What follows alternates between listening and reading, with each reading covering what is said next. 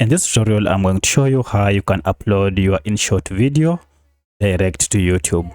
My name is Isaac, and if you find this video helpful, I'll kindly request that you support me by liking the video and also by subscribing to my channel. So the first thing, once you have finished editing your video on InShot, go ahead and look for this option called Export, and from here tap on Export. This will go ahead and then save your video by converting it into the specific standards that you had chosen. And once it's done, now you can go ahead and choose the video option, which is this, and then this will go ahead and take you to the email address that you normally use. Then go ahead and tap on next, and then next, and then you'll have to allow InShot to access YouTube. So allow, and then be patient as it grants access.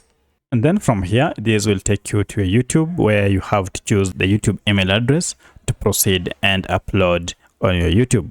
So by following these steps, you'll be able to upload your video on YouTube directly from InShot. So if you have any other question, kindly let me know in the comment section. Otherwise, thanks for watching, and let's meet in the next video.